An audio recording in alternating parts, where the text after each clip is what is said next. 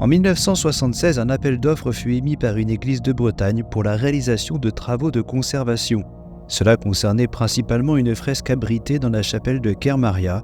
Alors que l'avis avait été publié depuis moins d'une semaine, un homme se présenta devant le porche sud de l'édifice. Le prêtre, présent sur les lieux, fut surpris de la rapidité avec laquelle les compagnons avaient répondu. Mais l'homme devant lui n'avait pas l'air d'être de la région, ni même du pays.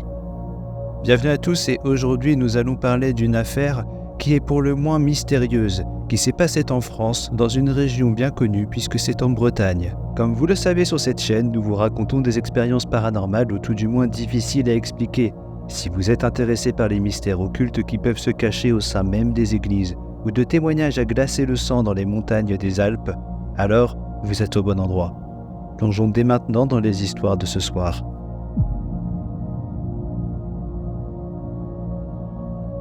Pour rappel, nous sommes en Bretagne, dans une petite bourgade où une église fait office de lieu de culte. Elle s'appelle la chapelle de Kermaria. Ces monuments religieux font partie du patrimoine français. Il est donc important de les conserver. La chapelle de Kermaria avait besoin d'une rénovation, selon les dires du prêtre. Il avait donc fait appel au service des compagnons du devoir, afin de pouvoir refaire une fresque qui n'avait pas échappé aux affres du temps. Mais le fameux matin où un homme s'est présenté en tant qu'artiste rénovateur, notre prêtre a eu comme un mauvais pressentiment. L'homme était silencieux et cela avait mis mal à l'aise le père, qui avait néanmoins rapidement montré le chantier sur lequel la mission porterait.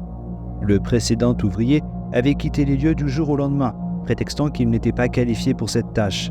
L'église s'était retrouvée bien embêtée car c'était leur trésor le plus précieux. À la fois atypique et mystérieuse, cette fresque représentait ce qui se faisait de mieux lors du Moyen-Âge quand on parlait de l'art macabre. Quand je la vis de mes propres yeux, je pus saisir le malaise qu'elle provoquait. On pouvait voir des personnages alignés, semblant se mouvoir dans une chorégraphie funeste. Les morts, ainsi que les vivants, y étaient représentés. L'image qu'elle véhiculait faisait écho aux époques noires du Moyen-Âge, quand la mort sévissait de toutes parts. Pourtant, malgré le message absolument déprimant qui se cachait derrière ce dessin, les expressions des personnages étaient joyeuses, surtout celles des morts. Des squelettes décharnés prenaient par la main les vivants et les entraînaient dans une sarabande éternelle. Le prêtre me raconta que quand l'homme silencieux fut devant la fresque, son sourire s'élargit et il crut même le voir tapoter du pied. Le prêtre, qui était d'une part un fervent homme de Dieu et d'autre part dans la maison du Seigneur, ne put s'empêcher de le réprimander sur son comportement. Or, l'homme ne sembla pas gêné par sa remarque. Quand les détails du travail qu'il restait à faire furent expliqués, le prêtre prit congé et laissa sans appréhension l'artiste commencer son œuvre. En réalité, la rénovation ne concernait que la fin de la fresque, qui s'était émiettée suite à une tempête étonnamment vigoureuse. Le dernier personnage avait subi les affres du climat et méritait une attention particulière. Le prêtre pensait que 2 journées de travail seraient bien suffisantes pour en venir à bout. Cette église était quand même classée au titre des monuments historiques depuis 1907 et la mission principale des prêtres y résidant, au-delà de leur sacerdoce, était de conserver ces messages historiques, témoins d'une époque culturelle mais surtout très troublée. Alors que la nuit avait envahi la région du Goëlo, le prêtre ne se sentait pas rassuré. Il sortit alors de sa loge au fond de l'église pour aller constater le travail déjà réalisé. Il fit en sorte d'être le plus discret possible. Son inquiétude venait de l'attitude de l'homme. Il avait l'habitude de voir entrer dans sa paroisse des individus perdus, cherchant des réponses de manière explicite ou alors silencieusement. En règle générale, la solennité était de mise dans un lieu de culte. Mais la réaction positive de l'étranger face à la fresque détonnait par rapport au comportement habituel des touristes de passage. Jamais il n'avait vu quelqu'un sourire face à la fresque. Ne voulant pas se faire surprendre, il fit le tour par l'extérieur et arriva devant l'entrée sud. Le porche était éclairé d'une lumière orangée, voire rougeoyante, ce qui n'avait pas de sens, car il n'y avait pas d'éclairage public habituellement. Alors que le prêtre avançait silencieusement, il vit de derrière un buisson une scène étrange qui fit se dresser tous les poils de ses avant-bras. Un feu de camp avait été allumé devant l'entrée et des ombres dansaient. La chorégraphie était grotesque et aucune musique ne résonnait. C'était comme regarder un film muet. Les ombres se déchaînaient sur un rythme que le prêtre ne pouvait entendre. Alors que les yeux du prêtre s'étaient habitués au contraste de lumière, il reconnut parmi les ombres l'étranger. Celui-ci souriait pleinement. Le prêtre se signa devant ce spectacle blasphématoire et voulut se retirer. Mais un craquement net fit s'arrêter la danse. Le prêtre avait marché sur une brindille posée au sol. Quand il reporta son attention sur l'entrée, le feu avait été éteint et les ombres avaient disparu. Le prêtre ne sut me dire ce qu'il avait vu ce soir-là, et il ne sut dire si c'était une hallucination ou un cauchemar, mais il m'assura que les événements qui avaient suivi étaient tous reliés à cette soirée. Le lendemain, le prêtre dut précipitamment quitter l'église dès le matin, car un habitant était venu le quérir suite à un décès dans le hameau. Il devait se présenter sur les lieux à la demande de la famille. Arrivé sur place, le prêtre oublia quelques instants sa nuit agitée pour se concentrer sur la tâche qui l'attendait. Un homme d'âge mûr qu'il connaissait particulièrement bien, car il l'avait baptisé, était décédé au réveil. Il en fut attristé et demanda la raison de ce départ si soudain. La veuve, en sanglots, gémit qu'elle ne comprenait pas. Hier encore, son mari était sorti pour aller courir et tout allait bien. Le prêtre essaya de trouver des paroles réconfortantes, mais ce fut laborieux. Son esprit était ailleurs. Il consola tout de même la famille, les invitant à se présenter dans l'après-midi chez lui afin de convenir des démarches futures. Quand il les laissa, ce fut accompagné de cris et de pleurs qu'il remonta le chemin vers son église. Une fois devant la porte sud, il remarqua que rien ne semblait témoigner d'une activité nocturne agitée et surtout pas de traces de braise. Lentement, il arpenta les travées pour s'arrêter au cœur de l'église. La fresque avait été terminée, aucune trace de l'étranger. C'était étonnamment rapide. Comme je l'avais dit, le prêtre pensait que ce travail de rénovation ne prendrait que 2 jours. Il voulut ressortir et chercher l'homme, mais il fut arrêté par un détail. Le personnage qui devait être repeint avait de nouveau un visage entier. Le cahier des charges avait été respecté à un point près. Ce n'était pas son visage d'origine qui avait été repeint. Le personnage avait un visage étrangement familier, une ressemblance troublante de réalisme et d'épouvante. C'était le visage du défunt homme qu'il venait de quitter. Le même homme d'âge mûr qui était mort ce matin même, après avoir fait une course à pied. Le prêtre faillit tomber au sol en le reconnaissant. Il voulut appeler la police et courut vers sa loge. Alors qu'il composait le numéro des gendarmes, un bruit métallique lui parvint. Passant la tête par la porte, il vit que l'étranger se tenait en dessous du porche. Il regardait dans sa direction. Le prêtre resta prudent, ne sachant si l'homme était dangereux ou pas, et lui demanda si tout s'était bien passé, car il avait entendu des bruits durant la nuit. L'homme, qui jusqu'à ce moment-là ne lui avait jamais adressé la parole, cria ces mots. « La mort est aveugle face aux êtres qu'elle prend. Tout un chacun a sa place dans cette danse. » Puis il tourna les talons et disparut derrière les buissons. J'appris bien plus tard que cet homme s'était déjà présenté dans d'autres églises en France et même en Europe.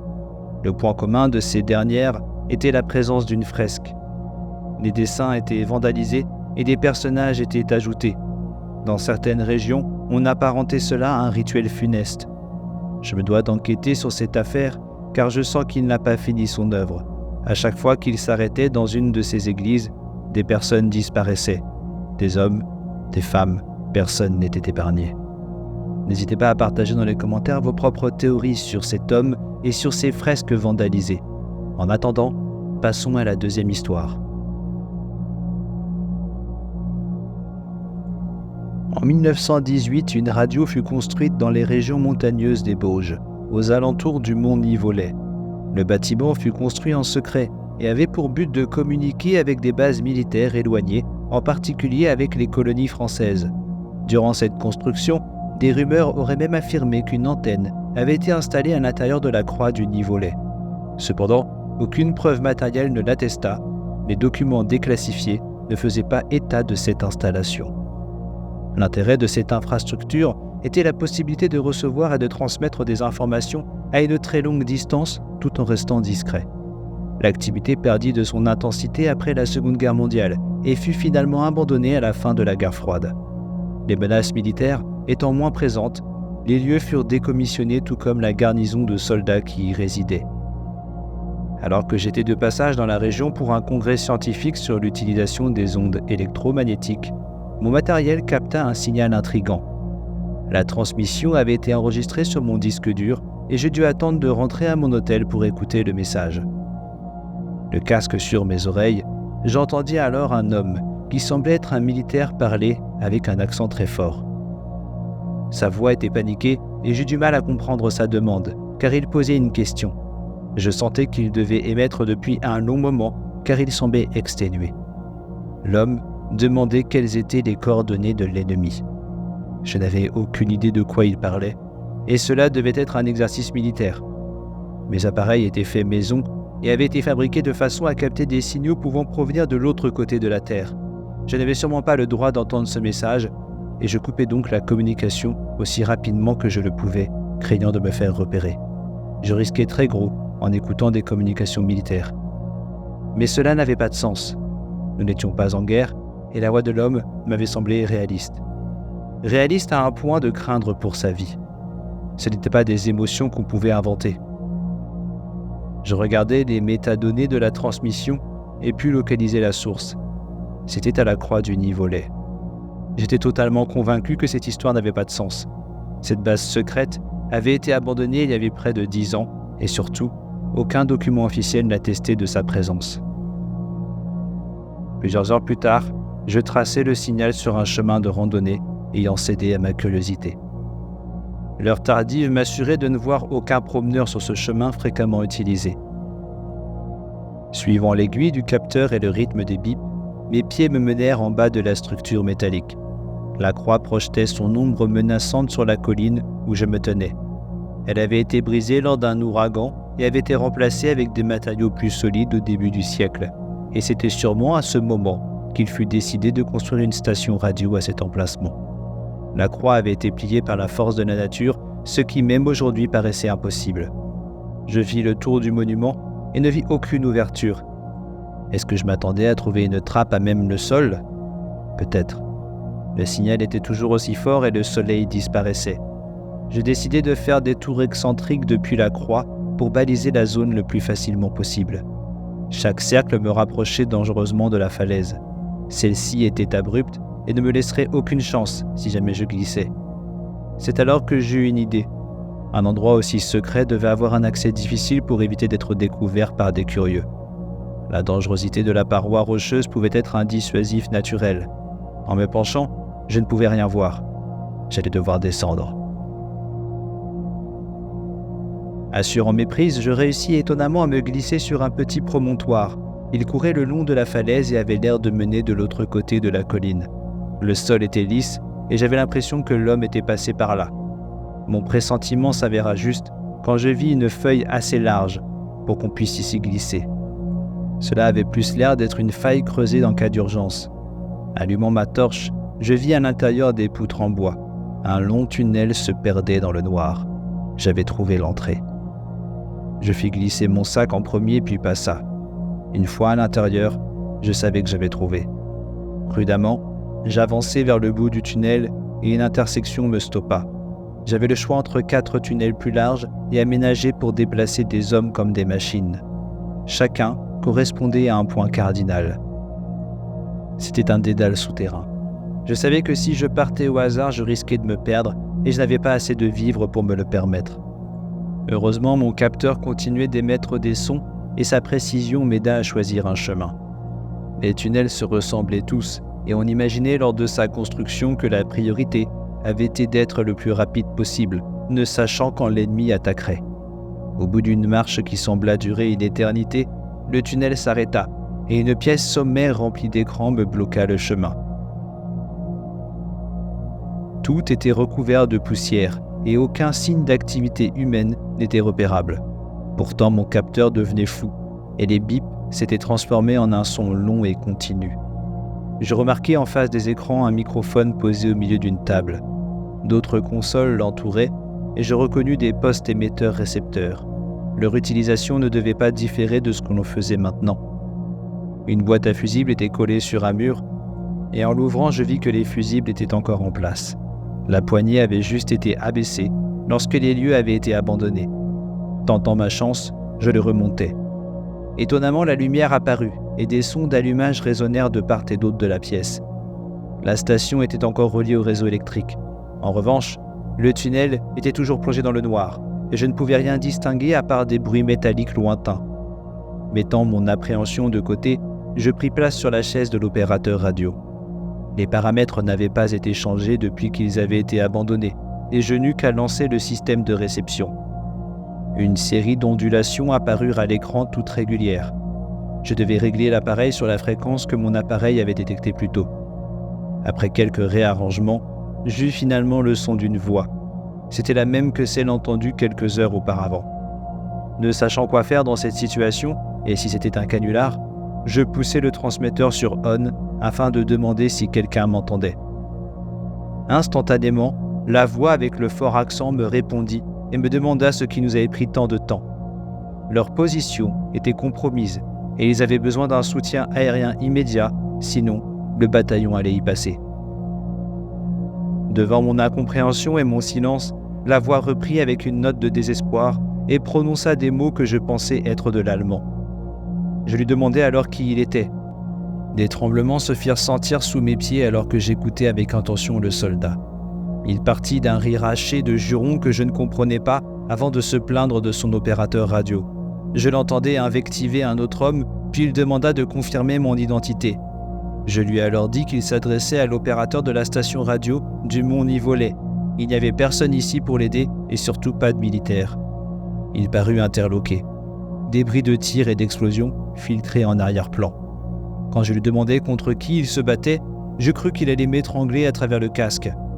« Mais vous foutez quoi là-haut? Vous ne voyez pas le bordel que c'est en bas ?» Est-ce qu'il parlait de la ville de Chambéry? « On se bat contre les mêmes choses qui ont détruit l'Allemagne, il y a 2 ans !» De quoi parlait-il? Qui était l'ennemi?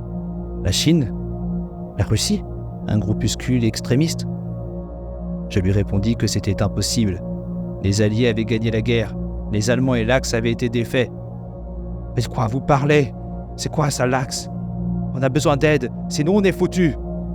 Plus on reste longtemps en ligne, plus ils risquent de découvrir notre position. La nôtre comme la vôtre. Ces horreurs ont déjà enseveli la ville. On n'arrive pas à les voir et ils nous déciment. Ils entendent tout ce que l'on dit. » Leur ennemi n'était pas humain. Il ne venait pas de notre monde. Le soldat non plus. Les tremblements étaient de plus en plus forts, et le plafond au-dessus de moi se craquelait à certains endroits. La terre recouvrait les appareils de transmission. Quand je lui fis comprendre que je ne voyais pas de quoi il me parlait, et que je devais partir, la communication devint saccadée, et je saisis des bribes de phrases.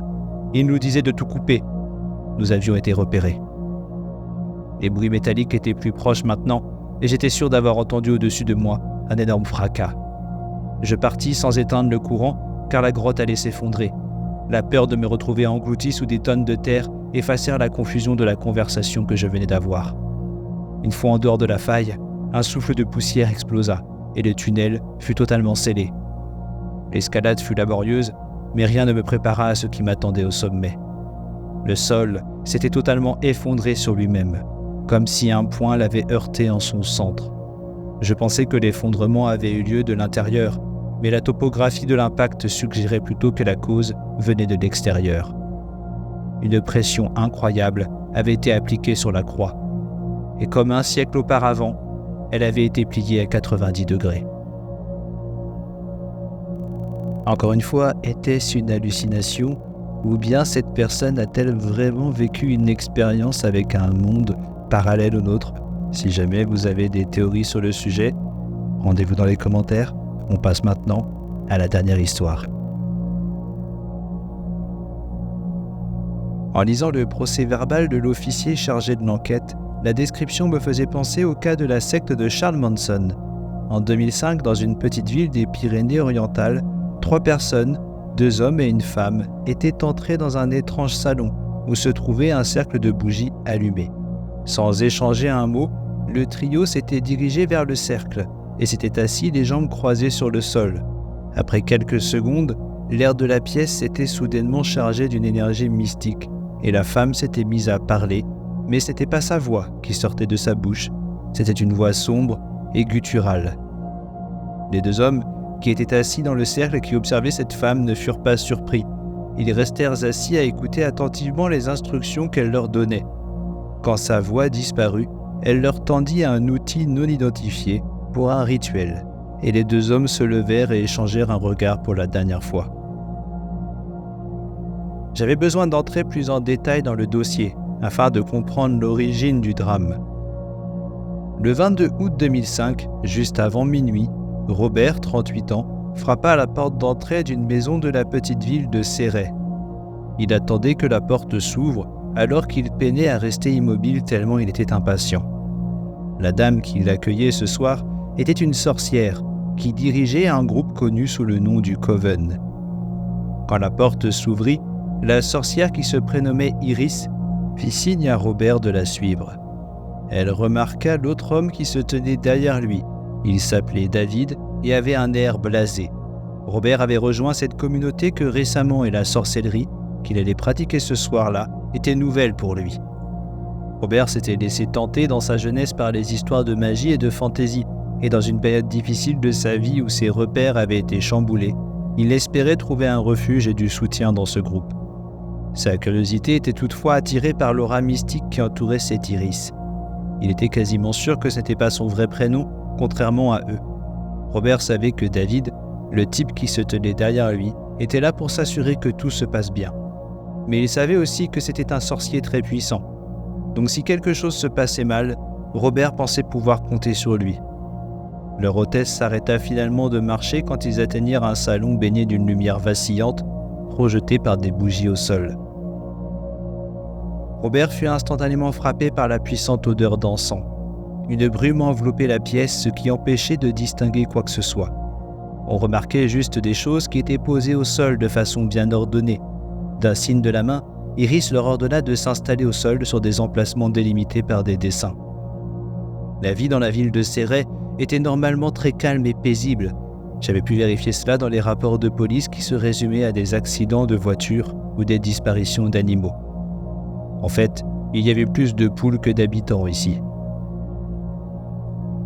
La raison de cette réunion mystérieuse faisait partie d'une légende urbaine propre à cette petite cité que seulement les aînés connaissaient. Le Coven s'était réuni pour détruire une malédiction lancée par une des sorcières les plus puissantes de la région. Elle serait même la fondatrice originelle. C'était une jeune fille de 16 ans, nommée Valette, qui avait failli faire sombrer la ville de Céret et la campagne environnante dans une période aussi sombre que la peste noire, lorsqu'elle fut la victime de harcèlement et de lynchage quotidiens. La haine de la jeune fille fut interprétée par les générations suivantes comme la cause de tout leur malheur. Robert n'avait que quelques brides de connaissance de toutes ces histoires, mais ce qui se tramait ici le terrorisait. 2 grandes bougies trônaient au milieu du cercle. Plus Robert les fixait, plus sa vision périphérique se voilait et des détails apparaissaient sur la cire. Des mots étaient gravés sur leur corps. Sur l'une d'elles était inscrit Valette et sur l'autre Bébé. Les inscriptions étaient grossières, comme faites au couteau. Robert s'en voulut d'avoir lu les noms car il savait qu'ils revêtaient une signification sombre et une importance capitale pour le rituel. Ce soir, c'étaient 2 entités qu'il tenterait de bannir, une sorcière et son enfant mort-né. La tristesse avait détruit Valette quand elle avait perdu son enfant. Elle en avait d'abord voulu aux villageois, puis à son coven.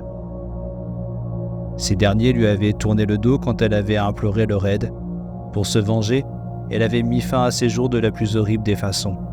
Pour accomplir la malédiction qu'elle projetait, elle devait souiller le baptême d'un enfant. Alors quand le premier-né de l'année suivante, la mort de son enfant, vient au monde et qu'il fut baptisé dans la chapelle du village, elle interrompit la cérémonie, marcha parmi ceux qui l'avaient lynché et fustigé, mit un couteau sous sa gorge, et alors qu'elle se sectionnait la carotide, elle lança sa malédiction en regardant l'enfant béni dans les yeux. Ainsi le village vit son taux de natalité diminuer. Les femmes avaient peur, et celles qui osaient n'arrivaient jamais au terme de leur grossesse. Le Coven ne put rien faire face à la puissance de cette ancienne sorcière. À chaque tentative de briser le sort, son emprise devenait plus puissante, comme si toute lutte était vaine. En plus de l'infertilité, la tristesse, l'anxiété et enfin la dépression contaminaient les femmes à mesure que la malédiction se renforçait. Iris ressentait l'envie irrésistible de devenir mère. Elle avait un caractère inégalable. Elle avait fait abstraction de la peur et du jugement des autres pour tenter de briser le sort. Au-delà d'un enfant, ce qu'elle voulait, c'était d'éradiquer le poison qui gangrénait les femmes du Coven. C'est pourquoi Robert était avec David ce soir-là. Le sorcier qui venait d'Autriche prétendait avoir déjà brisé une malédiction similaire et il se sentait capable de le faire à nouveau. Les incantations étaient simples, mais la signification des paroles était puissante. Ils chantaient à l'unisson pour réveiller les morts afin qu'ils les rejoignent. Et alors, Robert se sentit partir. Les deux bougies qu'il fixait entamèrent une danse. Il savait d'après Iris que c'est ce que l'on ressentait lorsque l'autre monde s'ouvrait. Les morts entraient dans la pièce. Il entendit Iris parler, mais sa voix avait pris des intonations lentes et profondes. Habitée par des visions qu'elle seule voyait, elle mit en garde les deux hommes. La malédiction grandissait. Elle se renforçait et n'aimait pas cette intrusion dans ce monde qui n'était pas le leur. Robert tressaillit quand Iris le prévint que sa famille était maintenant en danger. Car oui, Iris avait la voix d'un homme. Si la malédiction n'était pas brisée ce soir, alors jamais elle ne pourrait l'être et Robert périrait. Iris demanda à quelqu'un d'autre dans la pièce de venir les aider car à eux trois, ils n'y arriveraient pas. Puis alors que sa litanie durait déjà depuis plusieurs minutes, elle se tut. Quand elle ouvrit à nouveau la bouche, Robert comprit qu'elle n'était plus là. Les sonorités étaient saccadées, profondes et semblaient venir d'un autre monde. C'était comme si la voix qu'ils entendaient venait du sol et du plafond à la fois. Je t'accorde 5 démons pour t'aider dans ta quête, afin de briser ce sort. Iris ouvrit les yeux et sembla confuse. Son regard se posa sur David et Robert, et de sa voix à nouveau normale, leur ordonna d'accomplir le rituel. Celui-ci devait être terminé avant que les deux bougies ne soient éteintes. Robert et David hochèrent la tête et sans un mot sortirent de la maison. À peine avait-il mis le pied dehors que Robert jura avoir vu des ombres noires se déplacer sournoisement dans sa vision périphérique. Se rappelant l'incantation et la voix gutturale, il sut que ces 5 ombres étaient là pour l'aider. Les deux hommes sortirent alors de sous leurs vêtements des couteaux et prirent la route pour accomplir leur rituel sacré. À quelques kilomètres de là, Annette, une jeune femme de 16 ans, et José, un soldat de 20 ans, regardaient la télévision en mangeant des manchons de poulet. José ne connaissait pas Annette, mais il était chez elle pour voir sa mère. Son père et lui s'étaient retrouvés en difficulté quand sa mère les avait abandonnés. José était alors très jeune. C'était donc son père qui l'avait élevé, mais quand il eut l'âge requis, José partit pour l'armée. À peine avait-il été déployé que son père mourut. Il revint pour les funérailles et c'est ici qu'il vit sa mère. Au lieu de se laisser envahir par la haine, il eut le courage de lui parler et c'est ainsi qu'il apprit qu'elle vivait avec un autre homme. Ce dernier avait un fils d'un précédent mariage qui l'hébergeait. Il arrivait régulièrement que sa copine passe ce week-end avec eux. Elle se prénommait Annette. La maison était comme une grande colocation et José ne s'en formalisa pas. Quand sa mère arriva, Annette partit au sous-sol avec son copain et laissa José rattraper le temps perdu. Ils parlèrent plusieurs heures et finalement, José fut invité à dormir à l'étage car il était trop tard pour qu'ils reprennent la route. Alors qu'il somnolait seulement depuis quelques minutes, les aboiements du chien de la famille le réveillèrent en sursaut. Un coup d'œil à son téléphone indiqua qu'il était 3 heures du matin. Sachant qu'il était fatigué, il pensa d'abord à se rendormir, mais comme l'animal ne s'arrêtait pas, il prit la décision de descendre. Arrivé à l'escalier, il entendit une voix d'homme qu'il n'avait jamais entendue. Mais le plus perturbant était qu'elle disait « Je t'amène l'obscurité ». Puis sa mère cria, et José dévala les marches pour lui venir en aide. Il arrêta sa course dans la cuisine et ses réflexes de militaire le mirent en garde. 2 hommes costauds, cagoulés et portant des gants noirs, tenaient sa mère et la menaçaient d'un couteau. José s'apprêtait à crier de la relâcher, mais il sentit un coup puissant le heurter dans le dos. Sa vue se brouilla et tout devint noir autour de lui. Il essaya de se rattraper, mais ne put que chuter lourdement sur le sol froid. Quelques minutes plus tard, Robert était en train de fuir dans la rue et s'était enfoncé dans un champ. Il ne put courir plus longtemps et s'écroula au sol. La blessure qu'il avait au mollet saignait abondamment. Le chien ne l'avait pas loupé. Il était horrifié par ce qu'il s'était passé. Il n'avait pas réussi à éliminer tous ses adversaires. Le rituel était un échec. Les démons avaient effectué leur travail, mais ils pouvaient à tout moment se retourner contre lui. La malédiction de Valette était beaucoup plus puissante que ce qu'il avait cru. Quand la descendante de Valette était entrée dans la cuisine, c'était comme si elle les attendait. Son regard s'était porté sur Robert et David, puis elle avait rigolé. Plus son rire grandissait, plus le chien était devenu agressif. En fait, c'était plus un chien. Robert était sûr qu'un démon avait pris possession de son corps. David avait mis un coup de couteau dans la bête, mais c'était comme s'il l'avait chatouillé. En réponse, le molosse s'était jeté à sa gorge, puis avait pourchassé Robert.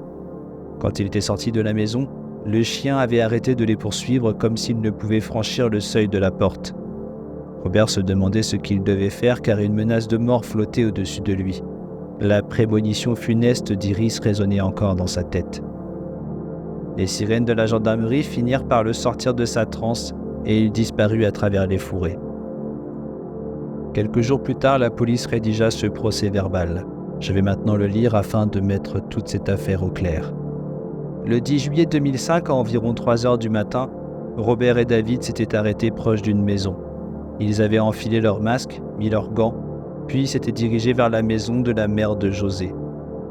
Leur plan était de se faufiler par l'une des fenêtres et d'éliminer Annette, la descendante de Valette. En faisant cela, il espérait briser le sort, comme Iris le leur avait promis. Malheureusement pour tout le monde, rien ne s'était passé comme le plan l'aurait voulu. À peine avait-il franchi la fenêtre que le chien s'était mis à aboyer.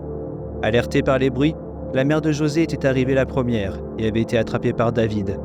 Dans sa manière de faire, Robert avait compris que David n'était pas un sorcier, mais un criminel que Iris avait embauché pour faire le sale travail. Et ses ordres étaient précis. Rien ne devait se mettre en travers de leur rituel sacré.